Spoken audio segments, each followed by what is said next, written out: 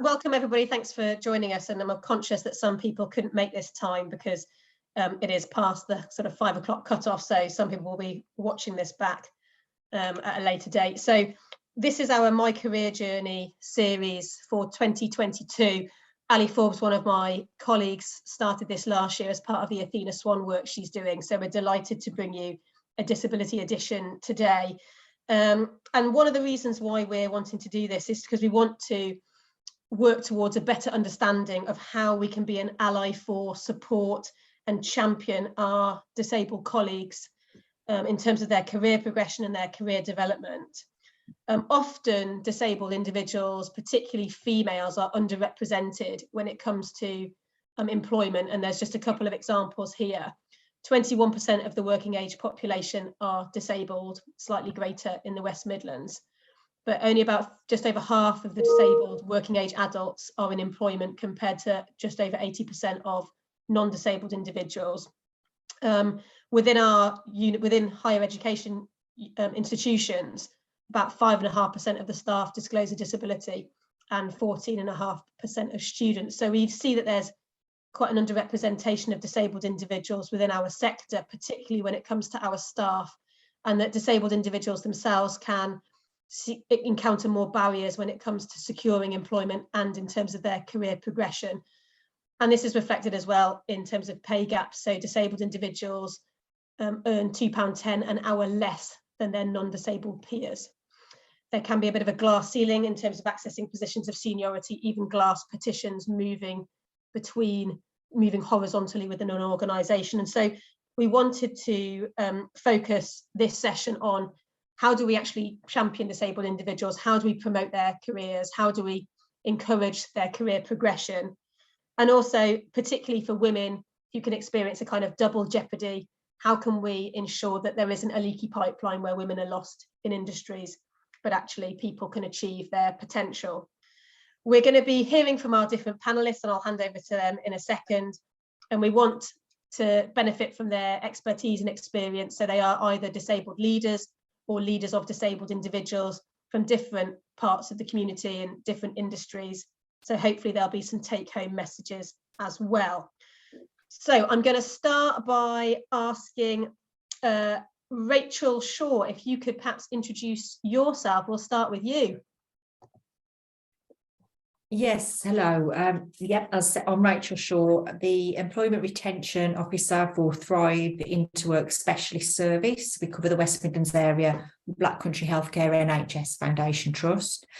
On the programme itself, I work with people who are already in employment and who may be experiencing issues with their work due to their health conditions or disabilities.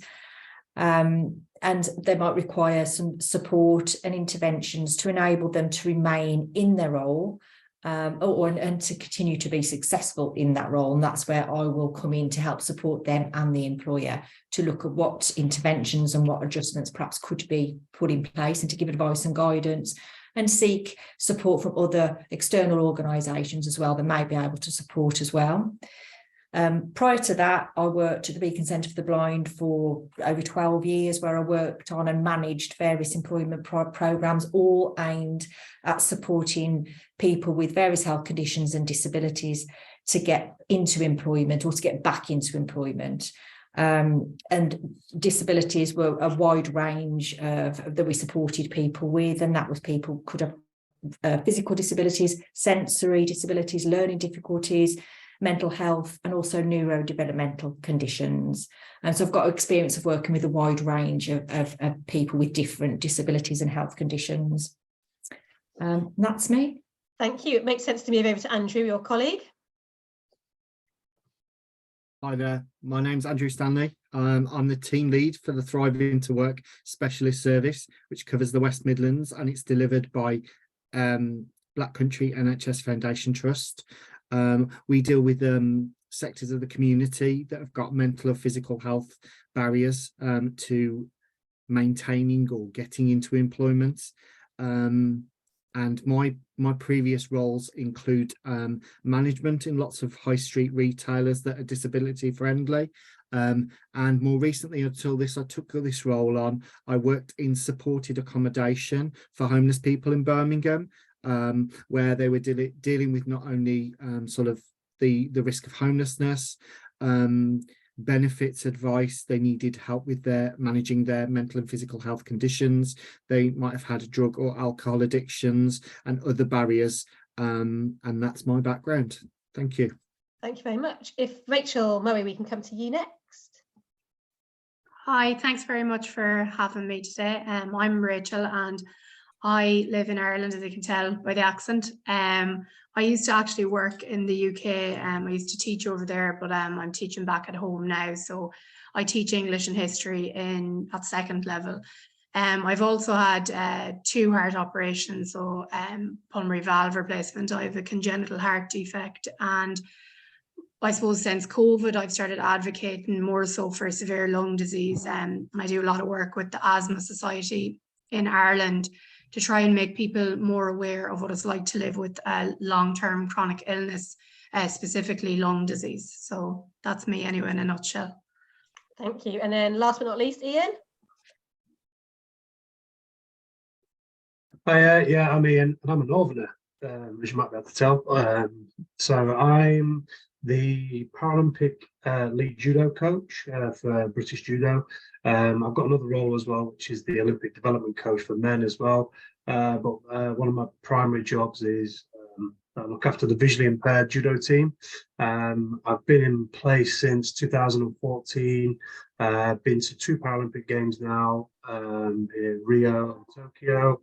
And yeah, my job is to help visually impaired people achieve their dreams and represent Great Britain at the highest levels of doing judo. So yeah, that's me.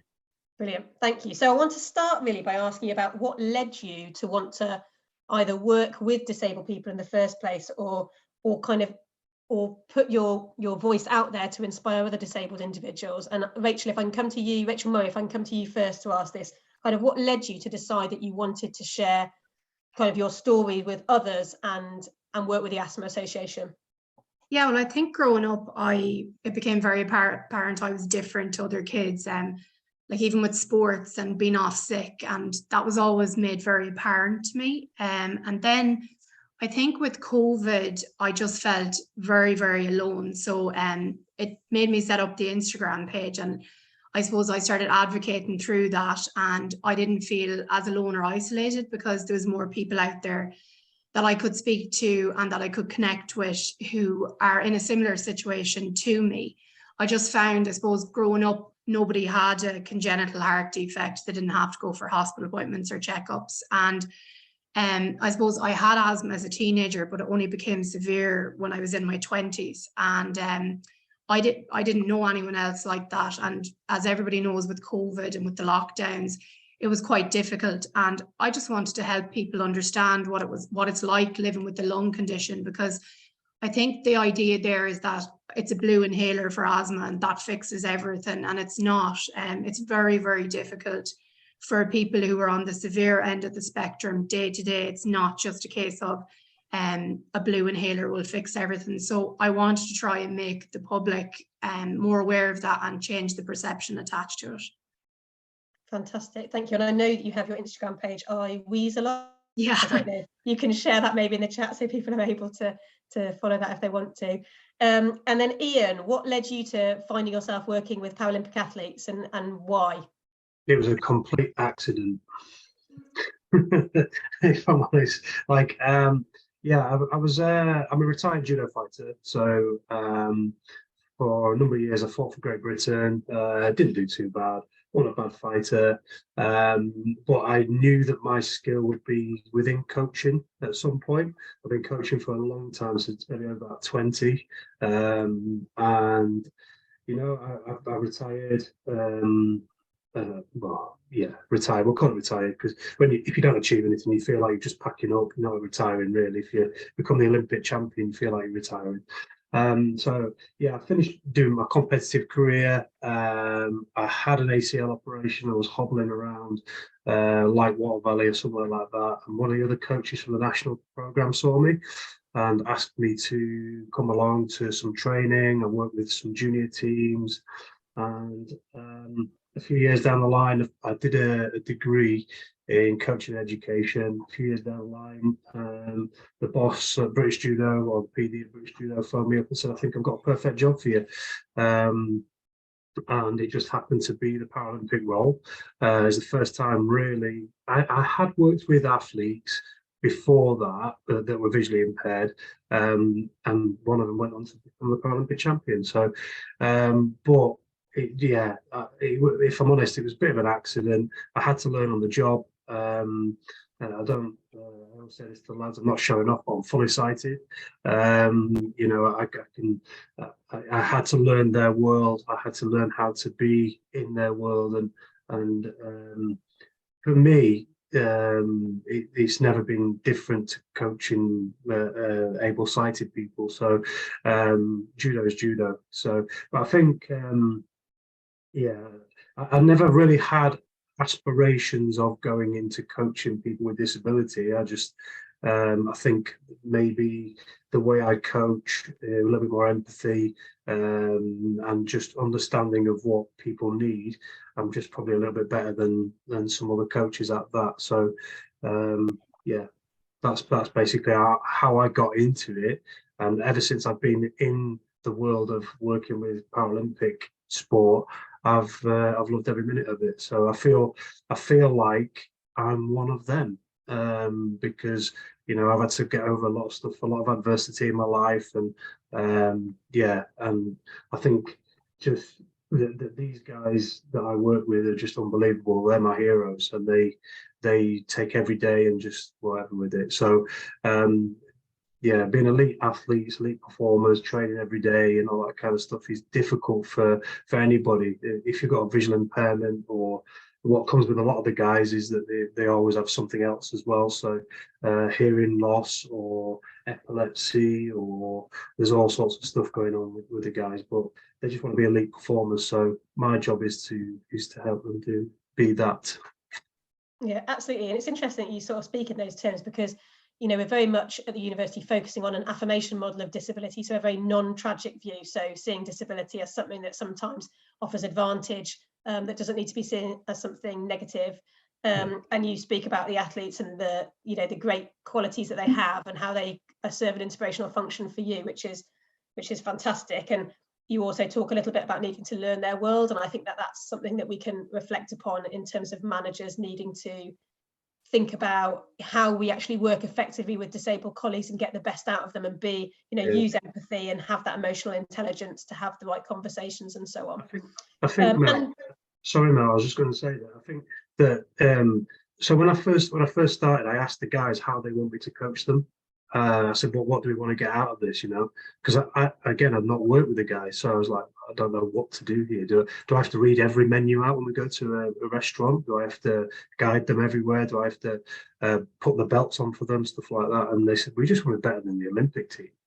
Okay, yeah, we could do that, because it just means hard work, so that's how we went about our business. So, but one thing that I found with the visually impaired guys, and especially the blind guys, so visually impaired blind, the blind guys, they don't want you to do everything for them. Like they want to live the world themselves. They'll make mistakes, they'll fall over stuff, and they'll break things and things like that. But they just want a little bit of watch that step, because they don't know it's there, so they can fall over. So yeah, just that's I had to learn that they just want me better than the Olympians, which was music to my ears anyway, and I still treat them that way as well. So yeah.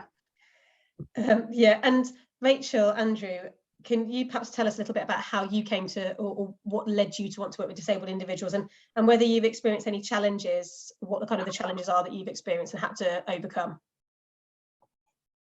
Well, just from my experience, I worked in financial industry for a number of years, and just decided that I wasn't getting any job satisfaction. I wanted to do something where I felt it was rewarding, where I was helping, supporting people in whatever that might be. And I actually started working with Shaw Trust, moved careers, and started that way, working with people with disabilities, again, in the employment field, just to try and help support people and looking at working with employers, promoting their skills and what people can do as opposed to what they can't do. And that's where I've stayed, obviously, for the last few years, working at different places. And challenges, I think it's particularly because my background is perhaps working with employers. You've got some very good employers out there, and you've got perhaps not so good employers, and that generally is probably because of a lack of education and knowledge. And that's where I come in to help give them advice and guidance about how they can be more supportive to their employees, but also which will help with their recruitment, and being able to reach a wider audience of people who might be interested in working for a company that's actually supportive of their employees. So yeah, that's sort of where I come from at the moment. Yeah, and Andrew, do you have anything you want to add? Yeah, well, I kind of fell into it a little bit. I've been in retail for hospitality, wedding coordination, kind of retail for like 15 years, running sort of high profile stores, and then like Rachel, there's no job satisfaction there, there's no making a difference, there's no kind of self-reward, because it's not all about the money, it's about going home at night and thinking, I've done a good job, I've helped somebody today. In the pandemic, I was unemployed, which was a shock. But I can't begin to imagine that, fortunately, I was in a position where I still had a disposable income, I still had a roof above my head, I still had food in my fridge, I could still pay my bills. And then I ended up working within the homeless shelters in Birmingham. And it was then I realised that actually sometimes, not always, but most of the time, people in situations like that, nobody listens to them and they don't have a voice. So this job that I do now gives me a role where I can give somebody a voice, I can be an advocate for them, I can empower them. I mean, I know it probably features a bit later on, but because we work within the NHS, we actually ask things of our clients that we're probably the first person that's ever asked, like, what are your goals and aspirations? And sometimes those are the hardest questions, because nobody's ever said, what do you want to do? How do you want to do this? What do you need to get there? How can I help you do that? And it's just great, because actually I'm not just coming in with kind of like a quick fix guide for everybody. I'm listening to that person and I'm helping that person get to where they want to be based on the decisions they're making, as opposed to what we're making for them. Yeah, absolutely. There's a few things that you kind of mentioned there, both of you, with regard to kind of focusing on what people can do, not what they can't, and setting goals and asking those questions and challenging individuals and challenging ourselves actually to think about what we want to do with our lives. And it's great that there's individuals like you out there who are working towards promoting individuals that have disabilities, and we want to have more good employers and less employers that aren't perhaps doing the right thing. And kind of on that point, Ian, I'm interested to ask you a little bit about the judo setup, because those that aren't so familiar with elite sport, often Paralympic sports are very separate to Olympic, and the programs are completely discrete. But judo is one of a unique number where there's an integrated program with Olympic and Paralympic guys together. Can you explain a little bit about why that decision was made and what impact you think it has for the VI guys in terms of how they see themselves, their own identity, and how they see themselves as athletes? Well, I think the first thing is to say that we're the envy of the world, because we've taken this approach, and our performance director has been absolutely phenomenal in saying Olympic, Paralympic, same, like the same. They get the same treatment. So they get a dedicated coach in me, they get full-time S&C, they get full-time medical, they get full-time psychologist, sports psychologist, everything that you need if you're an elite athlete. So it's very rare to find, especially in the judo world. I think some other sports, maybe in this country, probably do share Olympic and Paralympic resources, But moreover, I mean, the athletes themselves, so the Olympic athletes, they just treat our athletes, the Paralympic guys, as one of their own. They're, like, it's just a big family, and they all look after each other. And I mean, our top fighters are not. I don't really like using the word, but they are a little bit inspirational. So Skelly, who's the Paralympic champion, he's the first person in the gym. He's the first person. He always wears his kit because he's really proud to wear his kit. He, you know, if somebody's not doing something, he's the first person to have a chat with somebody and say, "Come on, you book your ideas up a little bit." Or, and it doesn't matter if they're Paralympic or if they're Olympic. He really doesn't care. But yeah, I think like I say, we treat the guys all the same. And what comes with that is that they're proud. They're proud to be sports people. You know, to represent the flag, to represent British judo, to represent Wolverhampton University as well. Like, you know, some of our guys have done courses there and whatnot. So, we're dead proud to have a national centre that is an Olympic and Paralympic national training centre, and that's based like in Warsaw. And when the rest of the world come to our competitions or training camps and stuff like that, they're taken back that you know, some of our missions in judo, like we have them on the wall, and the mission is to create Olympic and Paralympic pathways for every Olympic cycle, and that is the envy of the world. Like, it really is. So, but there's some modifications that we've had to make, just because the guys fall over stuff. There's some bits where we've just had to say, do you know what? There's a step there, but we just have to get over it. So what we do is we bring our para potential team into the environment. So later down the road, when these guys come into our teams, that they understand where our building is and what it looks like and where the pitfalls are going to be quite early doors. But yeah, it's not necessarily a VI friendly building, but it is a VI friendly building because everybody within it and everyone looks after the team, and yeah, we are very much welcome there, shall I say. So which, when you go around the world and you go to some of these other places, it's not the same. Like, it's just not the same. The Paralympic team, they are over here. The Olympic, what is quite funny is when people come in, the visitors come in and watch the judo sessions, they don't even know who the Paralympic fighters are sometimes. Because they're training with the Olympic guys, and people just don't know who they are unless they've seen somebody on telly or something like that, and they're not sure who they are, which is a compliment, really, because everybody's doing the same thing, everybody's training together, and they're all on the same mission. So yeah, and I think there's an example there that can be reflected in industry. You know, this idea of actually disabled people being treated exactly the same as able-bodied or disabled individuals, and actually having a lot of the Paralympic guys being role models for the Olympic guys, and achieving on the world stage, getting the same prize money, etc. I think from research I'm doing within the university, particularly female disabled staff can report sometimes feeling as if they are not being treated as equally or not having as much opportunity in terms of that is the one thing around the world. We don't get the same prize money for competition and stuff like that. So that's not happened yet. But internally.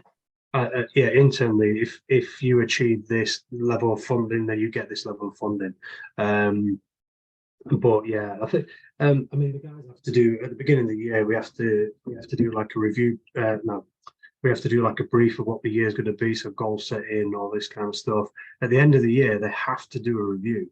So, and that's if you're a Paralympic or Olympic, and they all have to pull presentations together. So we're teaching them skills for when they get out of judo as well. So most of my guys are going to go into inspirational speaking or some of that nonsense, what goes on with, you know, elite sports people. But yeah, they're just because they're really comfortable talking to people about struggles and goals and aspirations and everything that comes along with it. Yeah, I've had to do this, but I overcame it by doing this. They're really good at doing that. So that same thing again that Rachel was saying earlier about, you know, focusing on what you can do and not focusing on what you can't do. Rachel Murray, I wanted to ask you about what has your experience been like in terms of, you know, what do you perceive the barriers to be for women sometimes with disabilities when it comes to establishing a career? Have you experienced this yourself, or what strategies have you used yourself? Yeah, like I definitely think there's barriers there, and like even still to this day, when I was working in the UK, and the system over there, and I suppose the school that I was working in were very good, and they were quite accommodating when I was unwell. But I think there is a stigma attached to it here, in the sense that I think there's fear that if you make it known that you need accommodations made for you, that you're going to be marked as different, or that you're not going to be up to par with your other peers, like in teaching. And I myself have felt like that. And I suppose one of the issues for me in work is that I present, when I go into work, I look okay on the outside, I look fine. But day to day, like I'm suffering from coughing, it might be breathlessness, it could be a case of I have a headache, or I might be extreme fatigue, like not just normal tiredness. And it's trying to accommodate that within the workday. And I don't think employers are actually aware of that. Because as I said, there's a majority of us that actually look okay. And up until the point that I have to go to hospital, that's then when, okay, yeah, I may look completely different. I will look unwell, but otherwise, and I find that very hard. Last year was quite difficult because I got a new diagnosis of adrenal insufficiency. So my body doesn't produce cortisol now, and that's from long-term steroids from my asthma. And obviously there's a lot of stress in teaching day to day, like it varies, a lot of challenges. And I had just been teaching at home for a year and a half because of COVID, and I went back in, and I really was not well and not able to deal with my body and what it was doing while I was at work. And like the fatigue was terrible, and I didn't ask anyone for help. And I think that that's one of the biggest mistakes that I made. And I think that it's very important that for people that they speak to manage their management or HR and make them aware of what's going on, so that they are supported, because there has to be accommodations that they can make. I spoke to a counsellor who was like attached to, I suppose, the teaching profession, and they offer free sessions. And she just taught me how to check in with myself, because I was, I suppose, trying to keep up with everyone else and thinking, well, I have to do this and I have to do that because they're doing it.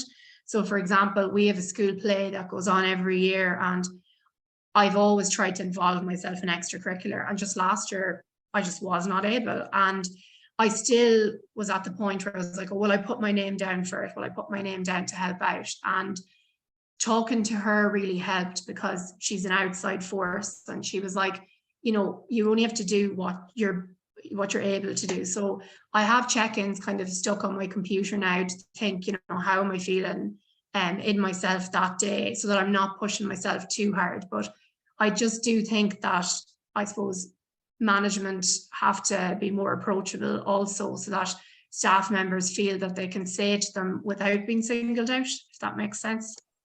Yeah, absolutely. And I think kind of you're advocating various tips there that I think are pretty useful and applicable to all industries. So ask for help if you need it, and check in with yourself and kind of know your own limitations, because, you know, we work in a culture within HE and within teaching generally where it's a long hours culture, and that long hours culture can sometimes disadvantage disabled individuals who may already be experiencing physical symptoms or more fatigue than non-disabled individuals. And actually that can be an issue in terms of career progression, looking to secure a management position where there's more hours expected again.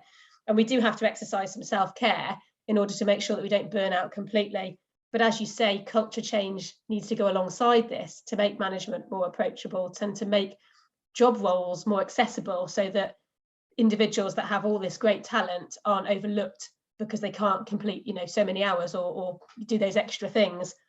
And I think it's, when you were talking, it was making me think a little bit about how sometimes individuals can experience that kind of imposter syndrome, that, you know, I'm not good enough to be here, and comparing ourselves to others negatively. Rachel and Andrew, I wanted to ask you about how you manage that in terms of the people that you work with. How do you encourage them to see themselves as capable and able to achieve, you know, as whatever their dreams might be, and to not experience imposter syndrome? Well, it's about obviously getting to know the individual person and looking at, it's about building confidence, building that rapport so that they trust you, looking at their skills. Sometimes they just need somebody to point out to them everything that they've done, everything that they've accomplished and how they've done that. and because a lot of it will have been because of their own sort of motivation to do that. So it's, yeah, you will. I tend to find, because I work with people who are already in employment, that I've got some people who are in quite senior positions, male and female, and they do experience that imposter syndrome in that they're very, but it's getting to work with them and for them to understand how they've got to that position, and they've got to that position because of the skills and experience that have been acknowledged by other people. That's why they're in that role. And so it can take a while, but it's about building the confidence in that person, and that's working with them on a one-to-one basis. I suppose also as well, it's about like Rachel said, building that rapport up with people and trying to work out as well that, I mean, we pick up people from 18 plus on our service. It's trying to work out and unpick what they've been told in the past, because sometimes they've been told that they can't for 18 years and we're all of a sudden saying that they can, because we're having to kind of refocus and take it from a different angle. When we ask people their goals and aspirations, there's always go-to jobs, because that's what they think they should be aiming for. But then we have to turn that on its head and say, actually, skills, experience, qualifications, why are you aiming for that when you could be aiming for this? And it's all about opening their eyes and empowering them. And also the realization that we come to have working with them. I feel like I've got imposter syndrome sometimes. I feel like I don't know how I managed to get into this role. I'm asking somebody's goals and aspirations, but really you start reflecting and say, well, do I know my own goals and aspirations? And that's when you realize that actually it's just another person that you're supporting, without the labels, without the disability sort of diagnosis or the health condition. It's just another person that's going through exactly what you would go through. Yeah, I think that's some really interesting things you've picked up on there. And I think there are some kind of reflections that people need to take. And I agree, Julian and I were having a discussion only a couple of weeks ago during a podcast about the fact that sometimes individuals with disability can see themselves as only having one career route, or, I can do this job, but actually sort of breaking down some of those barriers and thinking about what am I capable of doing, and reflecting on all of the great achievements people have achieved. Line managers often are the gatekeeper to the experiences of staff, including disabled staff. And so they can differ in terms of how supportive they are, how effective they are at understanding and working with individuals with disabilities. So I wanted to ask you guys as a panel, what advice would you give to line managers to be more inclusive when working with and leading disabled colleagues, and really drawing on the benefit of your own experiences? I don't know who wants to answer that first. I would just probably echoing what's already been said. It's having that open door policy and being approachable, building that rapport with your existing staff members, so that they feel that they can be open and honest if they are experiencing issues. And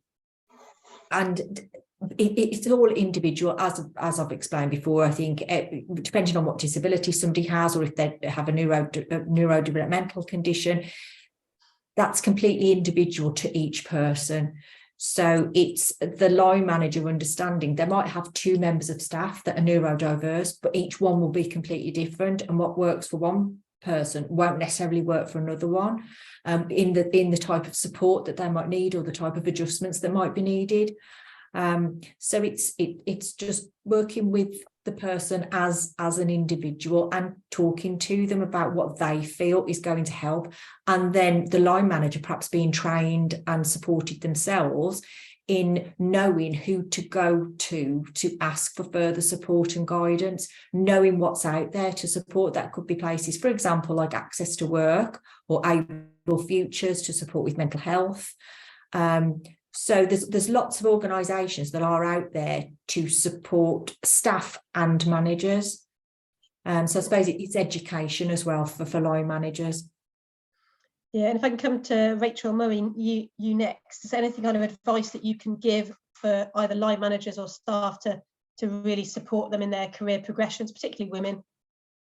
Yeah, just coming on from what Rachel said, I think it's really important to look at staff individually, because like what I might need in work can also vary across the year. Like, for example, when I returned to work last year, at no point did anyone make any accommodations for me, but like I would sometimes need a nebulizer, which is like a treatment when I'd be teaching, and there was no time for me to do that. Sometimes I think with the timetable, what happened last year, I was on Monday to say Thursday quite heavy, and then I had no classes until last class on a Friday. And by the time I got to Friday, I was completely drained. And it was running me down, and I didn't have time to take treatments. And this year is very, very different. My timetable, I have spaces between the day to actually go and do this. So I think that's really important, like what Rachel said, looking at individual needs and also understanding the illness, because again, I think a lot of people that I work with just see it as something that's very, very mild. And until I set up the page, I wheeze a lot. They always say to me, I can't believe how much you have to deal with, or what happens day to day. And I think that as well is really important, like understanding how it impacts people, and especially in the workplace, and how that varies from day to day and across the year.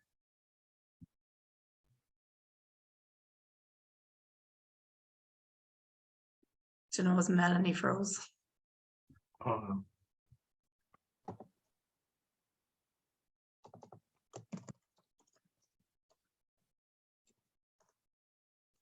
I know. Sorry, guys, I just froze there temporarily. It was pretty scary looking at my own face frozen on the screen.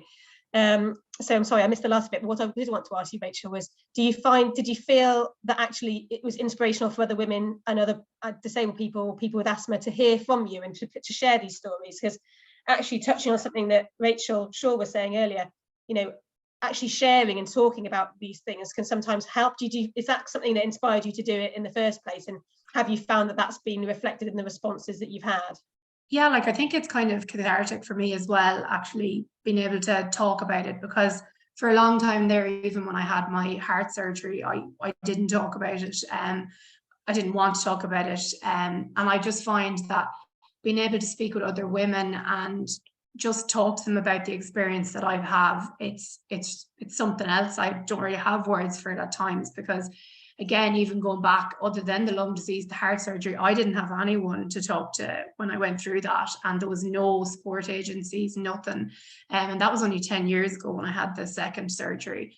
And just even like little things like tips on how to get through it, it would have been amazing at the time. So that's why I've shared my story, and even the heart perspective, and parents are delighted to see it too, because they see that I'm a baby that was born with a congenital heart defect, and I've got to 30. That was unimaginable years ago.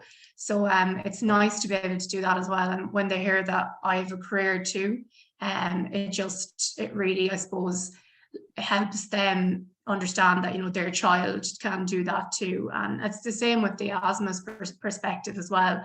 Being able to talk to someone who has been through similar experiences, I just find it's beyond words. Yeah, no, I think it's really powerful, that sharing of stories. I think people sharing their voice is really important. Ian, I wanted to finish by asking you a little bit about, so in Tokyo, you achieved sort of the ultimate goal, which was to have one of your athletes become Paralympic champion. So any tips that you would share in terms of how you can inspire individuals to become leaders of disabled people, or a disabled leader themselves? We've got a silver as well. I'm proud of that as well. Do you know, I think part of it is it's okay to make mistakes. It's okay to like as a sports coach, if judo, whatever sport it is, then you have to make those mistakes, because you have to get things right for different people. And I've got loads of stuff wrong over the years, and as long as I learn from that, and so long as I help the athletes that I work with to find the answer, then I think Yeah, I think that's just the best way of trying to view the world itself anyway. My job is just to help people. Now, if they've got disabilities or if they've not got disabilities, to me it makes no difference. If they're male or female, it makes no difference. I just try to give everything I can back. Back to my sport, but I mean, I used to work on steelworks. I'm from Scunthorpe, so most people work on steelworks at some point. And for 20 odd years, I was making steel girders that hold buildings up all around the world. So I have no problems in saying to the kids that we go all around the world. So we go to Japan or up mountains in Mongolia or out in Rio de Janeiro and all over these places. And I say, do you know what that steel is over there? It's a 152, 152, 23, and they have no idea what I'm talking about. So I'm proud of where I've come from, but also like I make the guys understand that we're lucky to do what we do, because not every disabled person is able to do what we do. And sport gives you it gives you the something to take you around the world, to experience all different things. And like I often, when we go to Japan, I don't find my way around Japan. My fighters find the way around Japan for us. So if we need to find a dojo that's near Mount Fuji, then my fighters do that for me. So, but yeah, I think in the past, I tried to do everything for my guys. That was the first thing I tried to do, is everything for everybody. And then I realized, come on, they don't want me to do that. Yeah, absolutely. And I think there is something about kind of not mollycoddling and allowing people to find their own way. We had a comment in the chat from Ali, who had asked, because we've spoken a little bit about line managers, we've spoken a bit about, you know, disabled individuals themselves, but if you're a non-disabled individual, how can you be a better ally in the workplace for disabled staff and students? And Andrew, I'm going to put you on the spot for this one, I'm afraid. How can you, if you're a non-disabled individual, be a better ally in the workplace for disabled staff and students? I think it's just important to have that open conversation, get the conversation started. You don't know, like Rachel was saying before, Rachel Murray was saying, sometimes the disability is not visual. So you don't actually know how best to support that person, or like Ian said, you could be doing something for them that actually isn't offends them, because they don't need you to do that for them.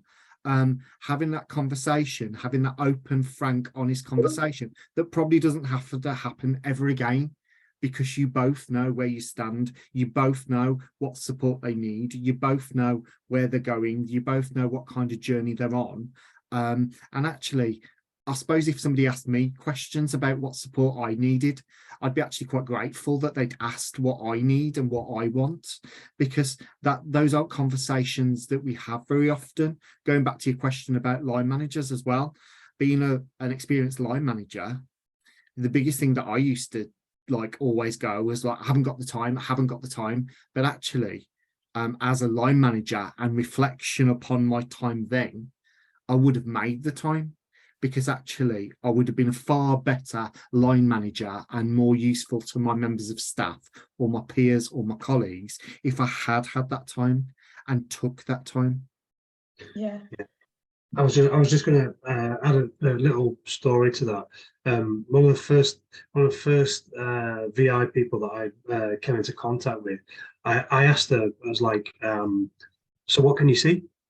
And she said, well, I can see a little bit of this. What can you see? And got really offended. And then I thought about it and I thought, the question's wrong. I'm going to have to guide you about, and I'm going to have to put it this way. So I had to frame it better. So in future, I framed the question better, because all I was trying to say was, do you need help walking across the street if the lights turn down a little bit? Do you need help with this? And I was coming from a really good place, but actually the way I said it, very judo wise, very northern, is what can you see then? Whereas nowadays, when I've got new people that I come into contact with, I'm like, okay, so if I'm going to guide you about, I'm going to do this, is there any help you need from me? Like, and normally they'll say, oh yeah, if the light goes down a little bit, I'm very rubbish with that. So yeah, so but I think just adds on to what Andrew was saying there a little bit, like just get time, spend time speaking to people that you work with. If it's just a fleeting meeting, you don't have to ask them what we can see. But if I'm going to be taking this person to to Azerbaijan and Uzbekistan and places like that. I need to know if they can see, you know. Yeah, and I mean, the best trick we do is we tell them it's a burger. It's probably horse burger or something like that. So yeah. No, I think that's good advice. And I think also, Ali, I wanted to add to your question. I think sometimes we experience microaggressions in the course of the work that we're doing. And I think one of the challenges that disabled individuals can face is when those microaggressions aren't challenged. And often I've spoken to staff who've said that they've been in situations where somebody has said something in the office to somebody else that's, say, diabetic, not knowing they're diabetic as well. And it's been quite derogatory, or it's been making fun of them or something, and that they have heard that in the background, and that has been the thing that's stuck in their mind, and they haven't wanted to disclose themselves because they don't want to be subject to that same treatment. But actually somebody else in that room challenging that and not staying quiet and passive, but actually actively saying, well, actually, that person, might need to have that break then because their sugar levels will be lower, or whatever it might be, and challenging in a certain way can sometimes be a way of being an ally to a disabled person who doesn't want to have to speak up all the time and have to, be the advocate themselves. And there's been some really fantastic things that you guys have shared here that have really got me thinking about, if you're a line manager, being proactive, asking people, making time to speak to people, treating people on an individual basis, developing that rapport with colleagues so that you're approachable and people feel they can and want to talk to you, having that open door policy, not having assumptions and listening to that person. They're the expert of their own conditions. And we are perhaps training and signposting our line managers so they're better equipped to work more effectively with disabled individuals. And then for the disabled person themselves, some of the take-home messages, I think, from this session are, share some of your life experiences if you're comfortable to do so, because that can be inspirational for others. Look at what you've accomplished. We don't take very much time these days to stop and reflect. We're so busy going from one thing to another. How often do we stop, take stock, and actually look at what we've achieved and where we've ended up and why? And maybe refocusing and reframing what our own aspirations are and what we're capable of achieving, not making the assumption that we can only do X when maybe we can do Y. And maybe sort of being honest with each other about the fact that we all feel imposters sometimes, and that's okay to feel like that, and a pretty normal human reaction, but asking for help when we need it, and checking in with ourselves and being realistic about what we can achieve. But as part of our Disability History Month and part of a diverse hub that the university offers, we've been asking people about how do we move the boat forwards, and Julian has noted this in the chat. How do we move the boat forwards? So in the future, what do we want things to look like so that people with disabilities don't continue to experience the barriers or issues in employment that they can currently face? Is there anybody willing to take on this and suggest how do we move things forward from here? What do we want to see in 5-10 years time? This is where everyone looks down. Okay, I'm going to put Rachel Murray. I'm going to put you on the spot. I'm so sorry. What? You're okay. I suppose, I just wish, teaching, especially, obviously I'm in that profession, that there was more accommodations made, because I just find that, say for example, if I have an absence where I'm really unwell, like last year I was off for nearly 6 weeks with my asthma, and when I go back, there's this kind of perception, oh well, you have to be 100%, but if you have a chronic illness, you're not 100%, you're never 100%. You have good days and you have manageable days. And I just think that mentality in work is that you have to be 100%, you have to be okay. And that's how you progress in your career. Like you were talking about earlier, career progression. Yearheads in Ireland is an additional post on top of your teaching post. It's not like in the UK where they're separate. So if I wanted to go for that, in my head, it's well, no, you can't, because you might be off sick or this might be wrong with you. So you're not going to be there for those students, even though I would love that job because it's more pastoral. And you get to know the students more, but it would be on top of my hours. And yes, they would cut some of the teaching hours, but I wouldn't be able for that. So there has to be more accommodations made and taken into account that, let's say, for example, I have a half day, it just managed to fall that way on a Thursday, which is today. And if I have blood appointments or physio appointments, I put them in for Thursday, but otherwise, last year, I couldn't do that. And I just think that that's really important. And it's not a case of that, I suppose, I'm sick and I'm taking this, like I'm taking the school or whatever for granted. I'm not. I genuinely need that time. And I just think that, well, I would hope in the future that, you know, employers are going to become more accessible for people in regards to having that time and being able to take it without me feeling as if, oh, well, I'm a burden and I shouldn't be doing that.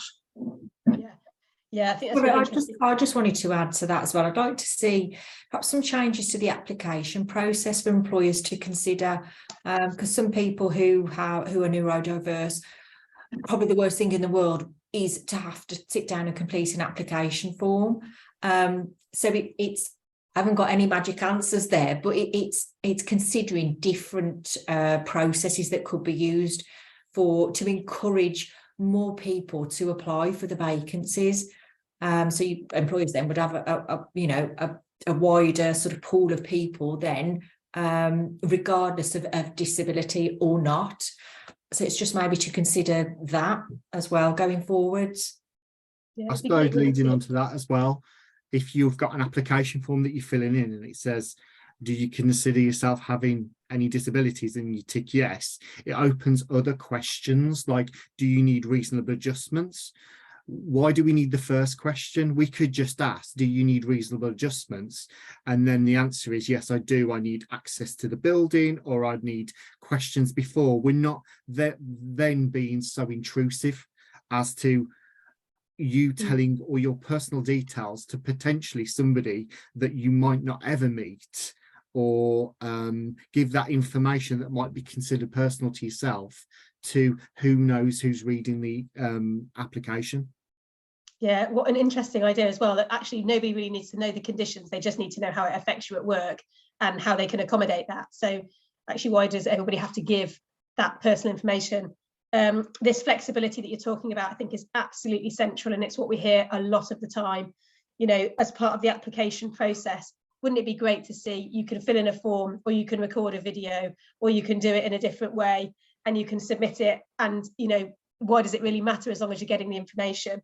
And it's certainly something at the university that we're trying to do as part of the Disability Equality Action Plan, reviewing our own mechanisms for the recruitment process and the practices that we use.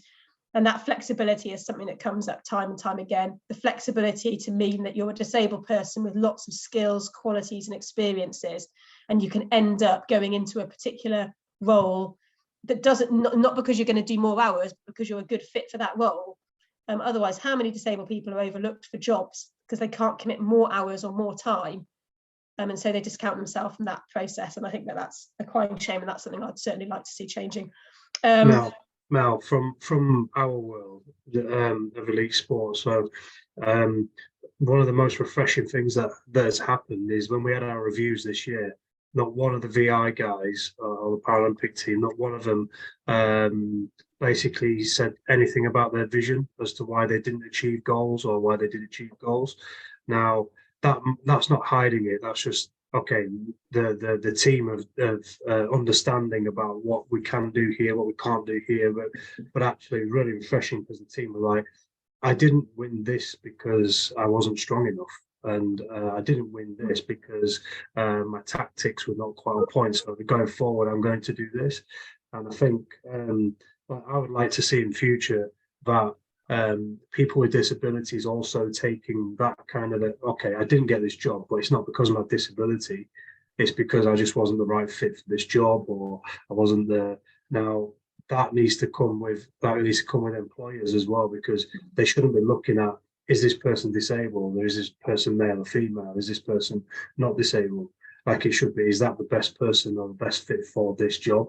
I mean, Ben Quilter is also an employee at the university. He's one of our most famous VI judoka, and he's the lead coach for the university judo team. I mean, wow, you know, that's because this guy is.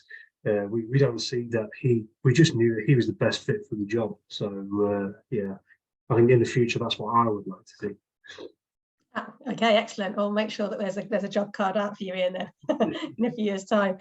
I think all I have to say is thank you very much, guys, for joining. So we've had some comments in the chat. Lindsay's but she had an interview a couple of weeks ago, declared my dyslexia and no reasonable adjustments, I think, in response to us talking about how we disclose on our applications. And Ali has said thank you to the panel for their really insightful reflections. Thank you so much coming in. So thank you. I'm aware we've got very low numbers here, but I do think there will be a lot of staff that will look back on this recording, and so hopefully it will prove a powerful message for a number of individuals reflecting on their own career journeys as well. It's been fantastic to hear from you and to get the benefit of your expertise. I'm only sorry that I can't keep you longer and ask you more questions, but thank you very much for your time and for answering all of my questions. And let's hope that all of the ideas that you've got will come to fruition, and we can repeat this in 10 years' time and reflect on, laugh back at how it used to be, and see the progress that's been made since then. So I will end the session there, guys. We've run over slightly, but thank you very much, and hopefully we'll be able to touch base again soon. Thank Bye-bye. you. Bye-bye.